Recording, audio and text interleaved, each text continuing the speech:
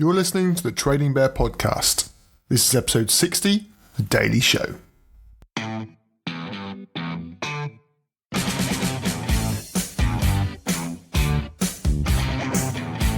Mystery player.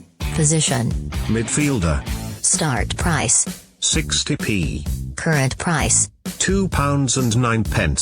PB. 0. MB. 1p. Dividend yield. 0.5%.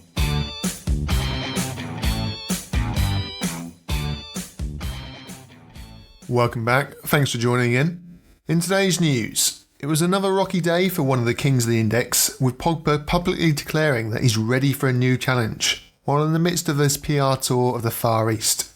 Many traders will have had decisions to make on him today, so more on him in a minute. Elsewhere, Sarri's finally completed his long-awaited move from Chelsea to Turin, being formally announced as the next manager of Juventus, and in doing so, the next manager of Ronaldo. If he can get Juventus replicating the PB-friendly style he had with Napoli, and the famous, or infamous, Sarri ball, up and running again, then the likes of Rugani, Ramsey and Ronaldo himself may stand to benefit. And lastly, the U21 Euros got underway earlier today, with the first blockbuster match arriving on the opening day. The two talent-packed squads of Italy and Spain going head-to-head in the evening kickoff.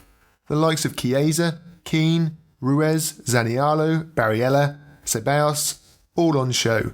And if, like myself, you often wonder how to actually pronounce half of these names, UEFA have issued a timely guide on how to do just that. Check out my Twitter page, @TradingBear1, for a list on each country's players. Thankfully, the names of Jadon, Sancho and Paul Pogba are two of the easier names to pronounce in world football, and it's with these two where we head next as we look at today's risers and fallers. The fourth highest riser today then was flying English winner Jadon Sancho, currently plying his trade in the Bundesliga for Borussia Dortmund. But for a second half of the season collapse from his team, the 19-year-old would have already had a championship medal in his trophy cabinet. Such was the form of Sancho's terrific breakthrough season. His price peaked at £5.80 during the season, and after a post-season slump down to a price of £4.96, he is now recovering more and more day by day as buyers look towards next season, which of course culminates with the Euros 2020, and surely a transfer saga should Sancho replicate his form with the season just gone. His price today rose 7p to take him to a current price of £5.15, and bar a sudden injury, Sancho looks like one of the safest long-term bets you can make this season. At the start of the section I mentioned that Sancho was the fourth highest riser today. Well, second in the list was Harvey Barnes, who went up 11p. Third was Robertson, the Liverpool fullback. He went up 9p today. But the biggest riser today was actually Marcus Rashford, rising 17p to sit at £3.99. So why the big rise for Rashford? Well, it's all interlocked with today's biggest faller, which was of course, Paul Pogba. Pogba falling 31p today to take him to £6.72, in the process smashing through that trapdoor price of £7 that I said just a few episodes ago that I didn't think he would fall through. I was at least kind enough to myself to quote that price floor as famous last words. In any case, poor price predictions aside, what has caused the latest fall? Well, as I touched upon right at the start of the episode, Pogba is currently on a personal tour of China, Japan and Korea. It's perhaps fitting then he's waited till he's 5,000 miles away from Manchester United's training ground in Carrington before publicly announcing for the first time that he wants a new challenge. For the purpose of any doubt, here is exactly what he had to say on the matter. This season has been my best. However, with everything that has happened, I think it could be a good time to have a new challenge somewhere else. I'm already thinking about this and what a new challenge could be. So Pogba himself wants out then, but there's still the massive hurdle of United actually letting him go, and a buyer meeting their undoubtedly huge buy price, which will be in the 9 digits form. With his agent Mini Raiola now relieved from his ban, similar to his other client Matthias de Ligt, any transfer certainly won't be quick, and he looks set to dominate media from here on in, either way. Now I personally hold, although I did reduce my holding him in a few weeks back, and now feel at a safe level of investment with him regardless of what happens. And for those wondering whether to sell or hold, this should be your marker as well. We go into this episode's prospect player now, a player who I feel could do well in the near future and attract buys. For this episode, it would be silly to look anywhere else other than the under-21 Euros.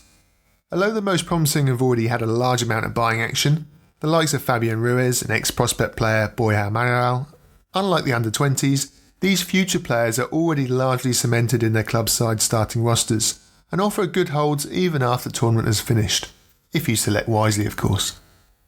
Now one such player then is Real Sociedad's Spanish number 10, Mikel Oyarzabal.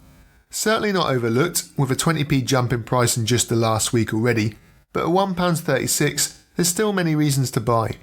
The first being his decent club form. At Sociedad he finished 9th in the Liga. Oyarzabal scored a respectable 13 goals in 37 appearances, with the 22-year-old thought to be on the radar of the bigger Spanish clubs, and with the likes of fellow Spanish youngster Fornal moving to West Ham already, recently in a £20 million plus deal, a good showing at the Euros could put him in the spotlight of the EPL clubs as well. Now I expect tonight's match between Italy and Spain to be extremely tightly contested, and whoever emerges victorious could well be the team to beat.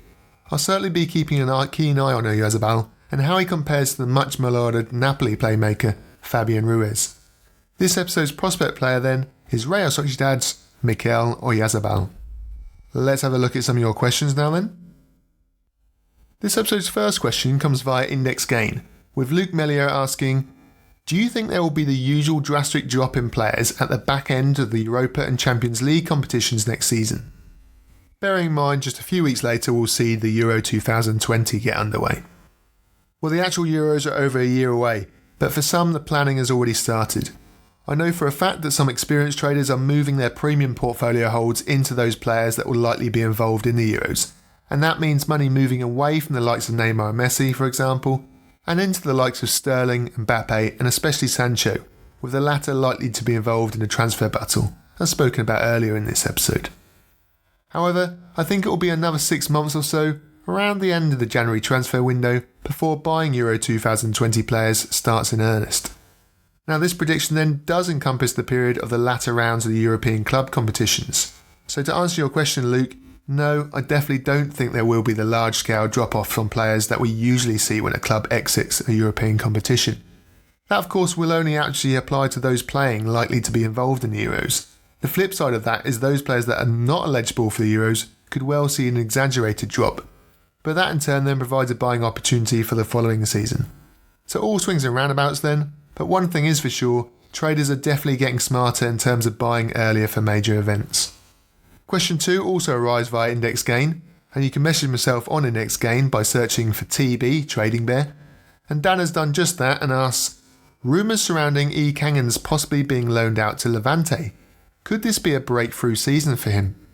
So I spoke about Kang-In before the start of the Under-20 tournament, stating that the South Korean needed a good tournament to help boost the chances of his move away from Valencia and help convince any scouts watching that there was a player worth buying beyond the hype of his home nation.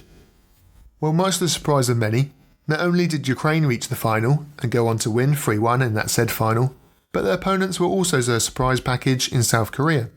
The run to the final led to Kang-In being awarded the Golden Ball, or the MVP Player Award if you're into your American sports. Lee needed a good tournament and he firmly delivered. Dan mentioned that he might be loaned out to Levante and that this could lead to his breakthrough. Well, next season will certainly be his breakthrough season if he delivers on a week-on, week-out basis, but I actually believe that Valencia will keep hold of him, at least re-evaluate his performances in pre-season, and look to give him much more minutes next season. There's very loose rumours that both Madrid and Manchester City are keeping tabs on him, and I think we're way off that happening, but he has a contract at Valencia until 2022, with an 80 million release clause.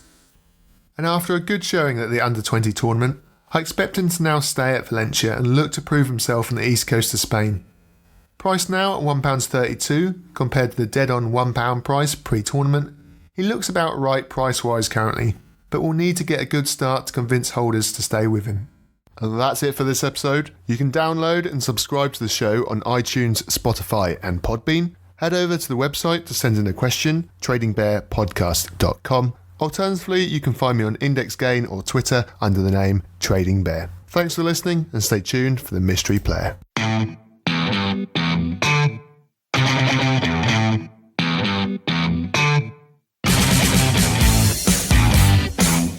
Mystery player.